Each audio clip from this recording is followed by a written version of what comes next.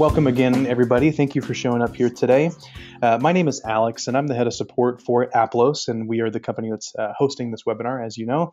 And what we're going to be going over today are fund accounting basics for nonprofits. And if you're a church and you're in here, this will apply to you as well, but the terminology that I use will be a little more nonprofit specific. So just keep that in mind. But the whole of the content will be applicable to just about anybody that has use of fund accounting. And what we're going to be going over today, again, is kind of the fund accounting basics, but we're going to answer three main questions about your accounting today. The first is going to be, what is accounting? We're going to take a very basic look at what accounting is and how you can begin to understand it and use it for your organization. Next, we're going to take a look at what is fund accounting. So how does accounting work, but then how does that kind of change, or how is it different for nonprofits and churches, specifically with fund accounting? And then lastly, we're going to take a look at the question of, how do I keep track of my organization's finances? Okay, so those are going to be the three questions for today. So let's take a look at the first one. What is accounting? Well, in short, accounting is keeping track of your stuff. And really, that's kind of an overarching general description. But really, it boils down into 5 different areas that you're going to track. And these are the 5 areas of accounting. And this is the money that you own, so your possessions, money that you owe, so your debt or payables to anybody else, the ways that you get money, otherwise known as your income, the ways that you spend money or your expenses, your bills, and then it all kind of boils down to your overall worth. And so using these 5 areas of accounting, you can begin to keep track of things for your organization. And in accounting, these 5 different areas have some unique names here. So the money that you own is referred to as your asset, or assets, plural.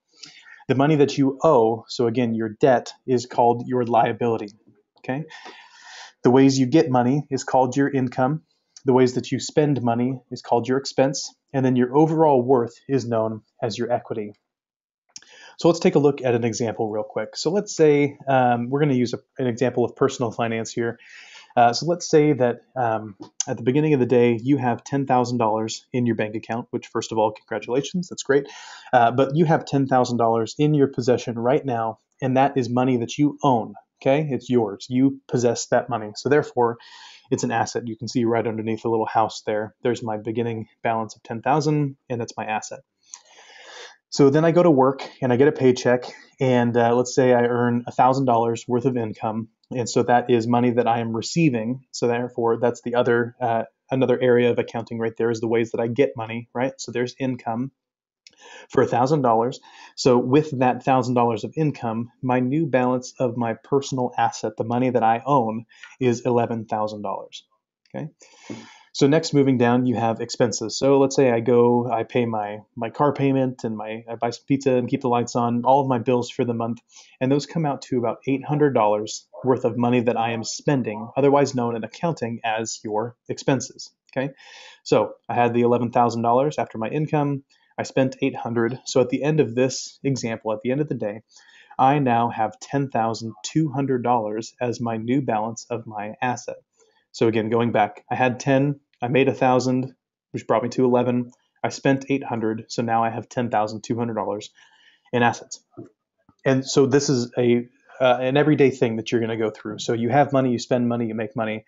I mean, that really is accounting right there. So those are only 3 areas of accounting: the assets, income, and expense. So how does this play into your liabilities and your equity?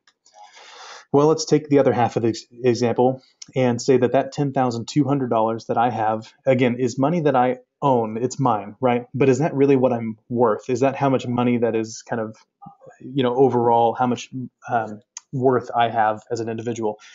Well, let's say that I have $5,000 worth of a student loan outstanding. So this would be considered my liability. It's debt. It's money that I owe somebody else, okay? And this actually counts against the money that I have. So I may have $10,200 in the bank, but I owe 5 of that to somebody else. So really, at the end of the day, what I'm truly worth is $5,200, which is what I call my equity. Okay. So this example altogether looks like this. So again, $10,000 that I had, I made 1,000 of income, so now I've got 11. I spent $800, so at the end of the day, I've got $10,200. Now I have $10,200, but I also owe $5,000, so my overall worth there, my equity, is $5,200. Okay. Now, again, you use this on a daily basis. So you track the money that you make from your jobs, the money that you spend on your bills, and then how much you have left over and how much you owe. So accounting is, again, just keeping track of your stuff. It's keeping track of how much you make, how much you spend, what you owe, how much you have, and then what do you kind of boil down to of your overall worth. So what is, oops, sorry, let me, oops, 1 second. Had a little technical difficulty here. Okay, so let's take a look at the second question here. What is fund accounting? So accounting, again, is keeping track of your stuff. And then fund accounting is actually a different category. It's a further detailed process of accounting that churches and nonprofits use that focuses on accountability rather than profitability. Excuse me. So any organization, whether it's a business or a nonprofit, you want to know whether or not you're profitable, whether or not you're making money. But the purpose of fund accounting is to not only track profitability, but this concept of being accountable. So with a church and a nonprofit, you have need most often to keep track of designated areas within your organization. So to use the example of a church, right? So if a church has a general fund where all of your kind of tithe and all your money comes in, and that's kind of your main source of income there, that goes into your kind of general purpose where you pay the bills and you pay your employees and keep the lights on. That's kind of your general fund. But then let's also say that you have a missions fund and a building fund. So that's two other areas within your organization that you are kind of stashing money away or aside for whatever designated purpose. Now, each one of those funds is going to have its own balance, its own income, its own expense, even its own debt and overall equity. So it's like almost keeping track of little mini organizations within your larger whole. So to use another example of like personal finance. So personally, you have a bank account and you have bills and you have your income, like the example we took a look at. But if you want to stash away money to go on a vacation, then that would be the concept of a fund. So that's money that you get, and then out of my money, I'm kind of portioning out a certain amount towards this different purpose, which would be a fund that you want to keep track of. So again, here's an illustration. So you have your money, and then you distribute that money to different things. So here's the money I have set aside for my building, for my missions, for my operations, different things. So here's an example that we can take a look at here. So let's say that you have $3,000 in your checking account as a nonprofit. Okay, this is money that, again, you have received through donations and just gained through revenue maybe, and then you spend to keep the lights on, and then you apply for a grant, and this grant gives you $5,000 more dollars, but this grant has a unique purpose to it. So it has to be spent in a very specific way. So when you receive this check for $5,000 and you go to the bank and deposit it, your checking account all of a sudden goes up to $8,000, but you know that only $5,000 of it is really only $5,000 of it is kind of set aside from everything else to be used for that grant's purposes. Okay, so that's where this fund accounting comes into play. So fund accounting would allow you to take a look at your checking account and see not only do I have $8,000, but $3,000 of it is for me and $5,000 of it is for this fund that I need to keep track of separately. Okay. So when I coach people on how do you figure out what a fund is for your organization, so do I keep track of a fund for my Amazon account, or do I keep track of a fund for a different campus or something? Really, if you need to answer this question here, do I need to know how much money I have set aside for blank? The answer to that blank, most often than not, is going to be a fund that you want to create. So again, a fund has its own balance. It's got its own income, its own expense, its own ongoing worth.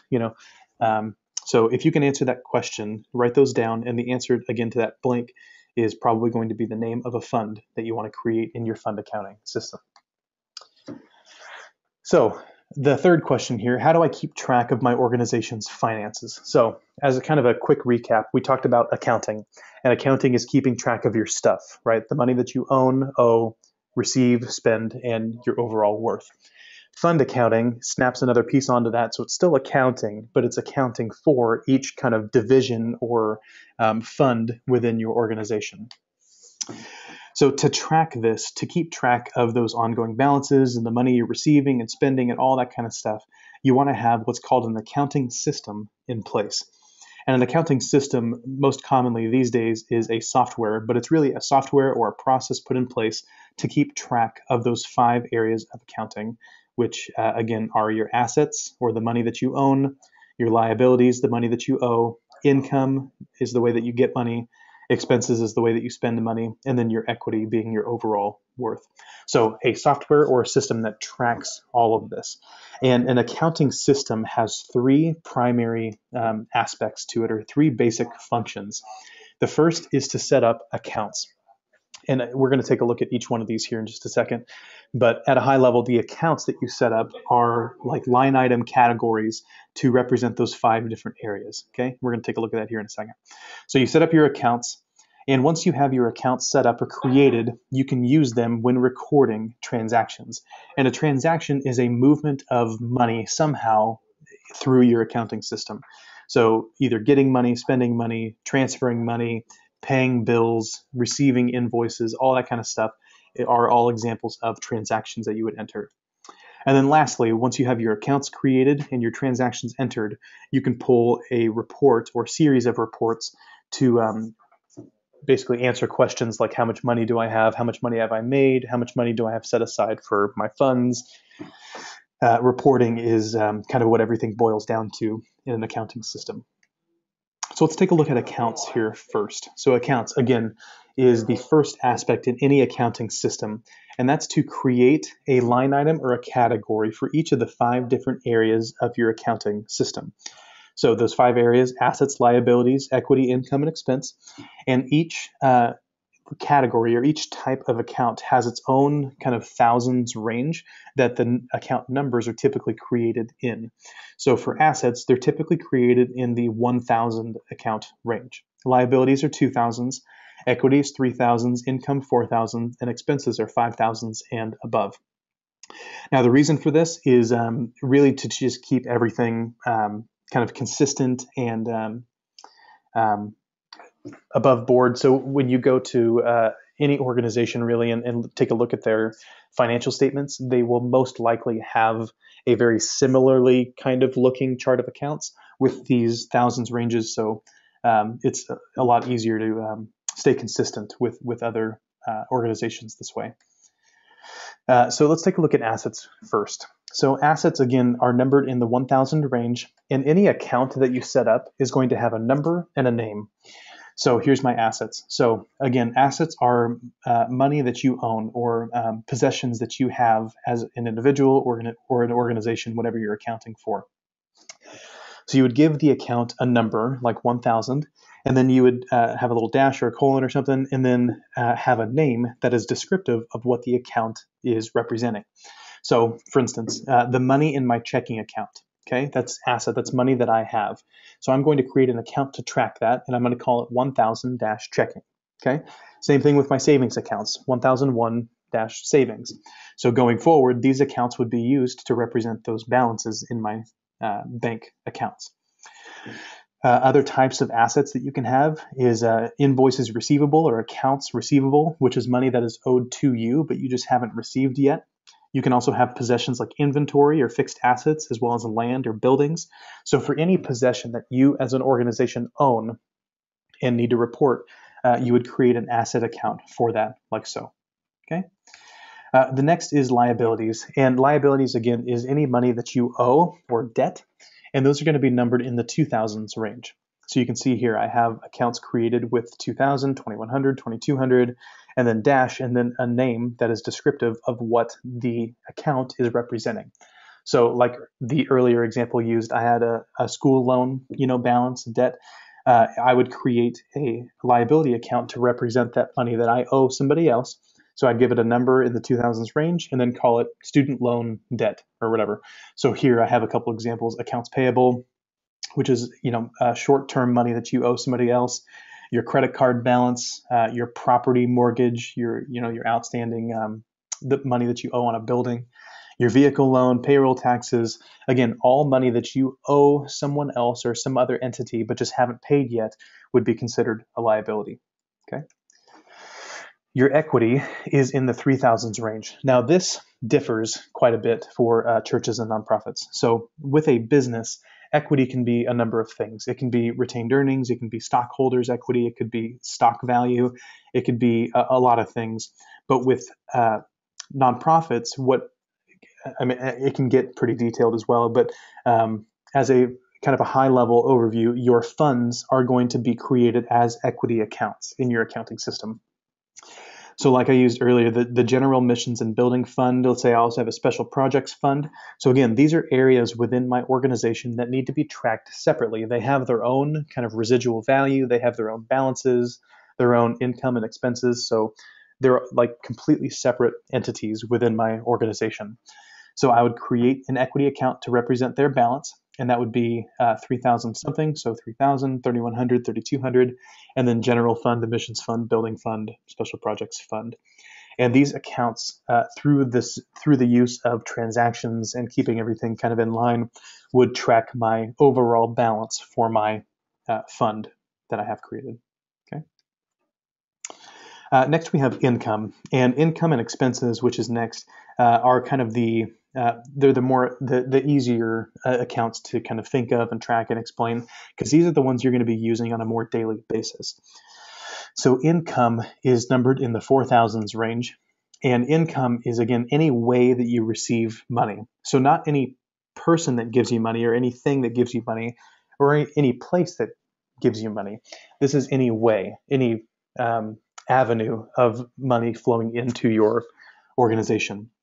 So you can see here I have some, some examples. I have 4,000 contributions income. So any money that I receive via contributions, I would use this income account.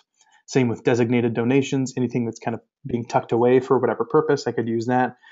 Pledge income, grant income, sales revenue, any way that you receive money, you're going to want to create an income account for it, with a number in the 4,000s range and a name that is descriptive of the way that you're receiving the money. And then lastly, here we have expenses. And expenses are in the 5,000 plus range. And the reason for the plus is, well, because it's last, and so you can do whatever you want with it. But really, you have more expenses than you do anything else most often. So expenses are ways that you spend money. Again, not places or people that you pay, but ways that you spend money. So salary expenses, rent or mortgage, office supplies, meals and entertainment, fundraiser supplies, utilities,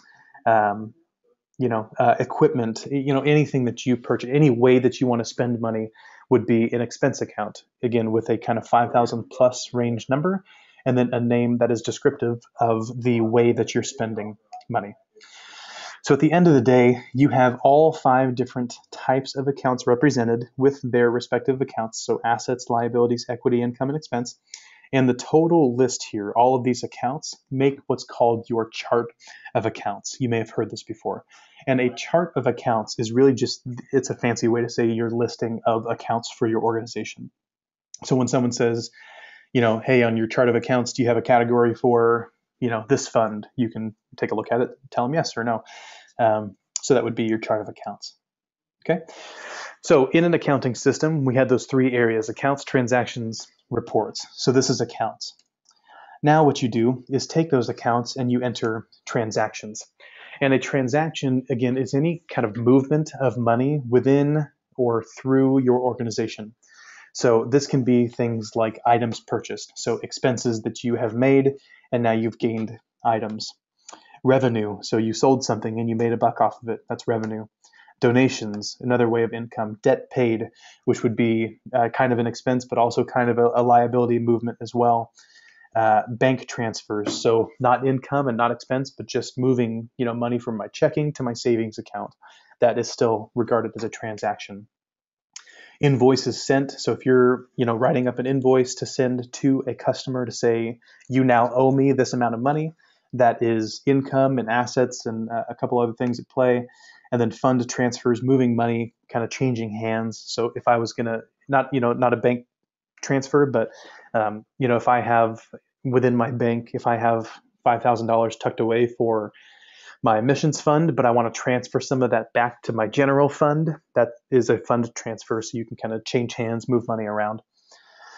And that is also considered a transaction. Now, transactions is it's a very deep topic, and this is really where the wheels come off for a lot of people. And the reason being is because it is so broad. I mean, these are only 7 examples of transactions, but this goes into a billion other things. So what I do typically here is pause and kind of push this off to the side and say, if you want more information on how to enter transactions, what the difference between single and double entry accounting is, as well as how do debits and credits play into the whole mix, not debit and credit cards, but debits and credits in an accounting system. That is something that we would be more than happy to provide. But for today's purposes, because that we can kind of follow the rabbit on that for a while, I'll pause on it. If you have any questions, let me know. But just keep in mind that a transaction is, again, a movement of money in or within your organization that uses your accounts to kind of track balances. So lastly, we have reports. And a report, again, is kind of the answer to a question like, how much money do you have? How much money have you earned or spent within a given time frame? Or how much money is set aside for your funds? People can also ask you, or you might ask yourself, how much money have we spent on office supplies in the past 6 months? Or how much money have we gotten in donations versus last month, this month versus last month and the month before, or even the year before? All of those questions are answered by reports, okay?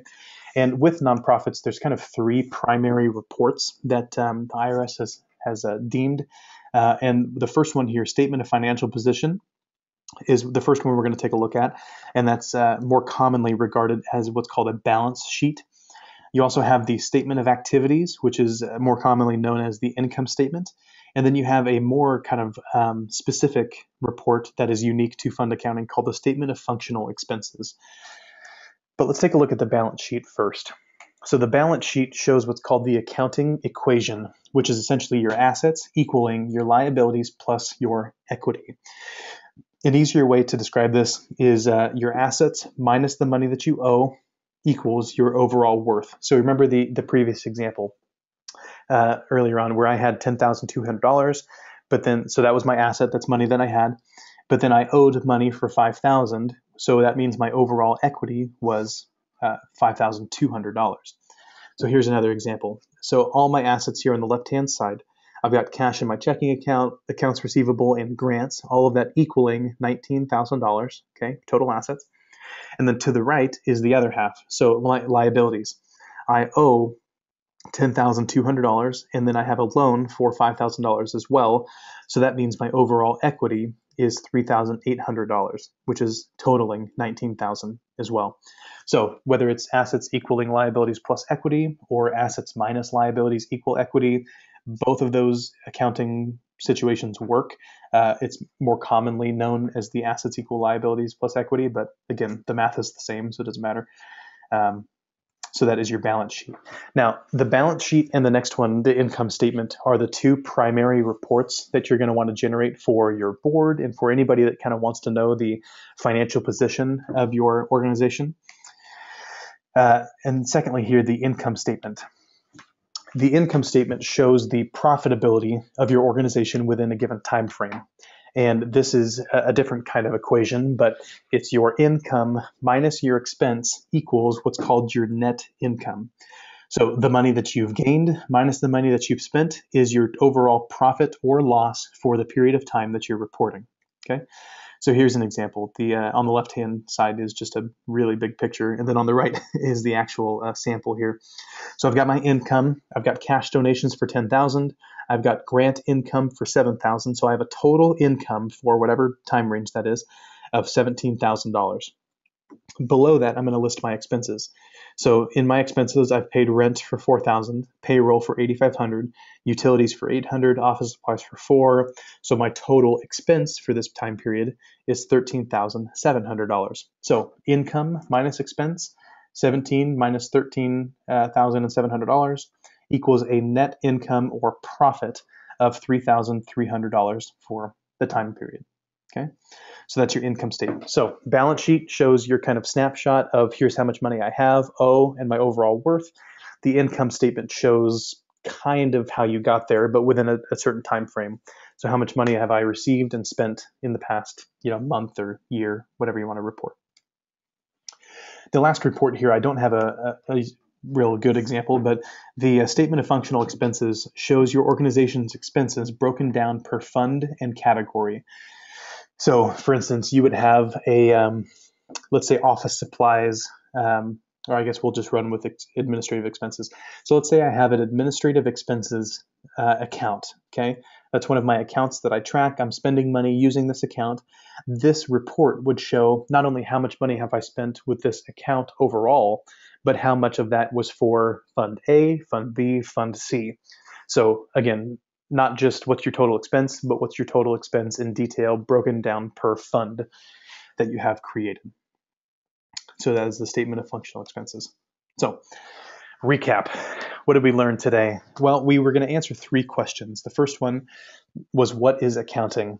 And accounting is keeping track of your stuff. So the money that you own, owe, spend, receive, and your overall worth. All of that boils down into the process or practice of what's called accounting. Fund accounting is a division of accounting. It's a further kind of classification that basically means you're tracking not only those 5 different areas, but those 5 different areas for each fund that you have as an organization. Which again, a fund is just kind of it's a distribution. It's a division within your organization that has its own balance, its own income, its own expense. It's got its own kind of operation going. And then lastly, how do I keep track of my organization's finances? So if you need to track accounting and specifically fund accounting, you're going to want to do so through an accounting system, which would be used for your organization. And in an accounting system, you have 3 kind of primary areas, which is to set up a chart of accounts, and then to use those accounts in transactions, which will then bleed into your reports, which are answers to questions that either yourself or people will ask of you that you can generate based on the other information that you've entered in your accounting system. Okay. So now it's time for my quick and shameless plug. So again, my name is Alex, and I'm the support guy here at Aplos, along with our team of support representatives. And what we do on a daily basis is help people get set up with Aplos software. Now, Aplos software is an online company that provides a couple of different products. The first is accounting. So all the stuff we just learned, we have an accounting system online in place for you that tracks the fund accounting for your organization, and we can teach you how to use it with no cost to you. Well, the software costs, the support doesn't cost you anything. That's what I meant. So we have accounting, and then we also have donations, which allows you to track the money that you've received through donations, but also kind of further track your donors, how much they've given. You can also donate online to you via your website, and then you can generate contribution statements for them at the end of the year. We also have e-filing capability. So if you are a nonprofit that needs to file the 990 series, either the Form 990N or the 990EZ, we can e-file that for you to the IRS. And we also have oversight. And oversight is a tool that you can use if you are a individual or a business that has to keep the books for multiple organizations. So we have a number of clients that use us with oversight, and they oversee multiple organizations for either financial accuracy, or maybe they're providing a service like a CPA or a bookkeeping company to have access to multiple accounts, but all kind of within the same one login. So that's oversight. And then lastly, we will be coming out here pretty soon with another product called Donor Relations, which will allow you to further keep tabs on your donors.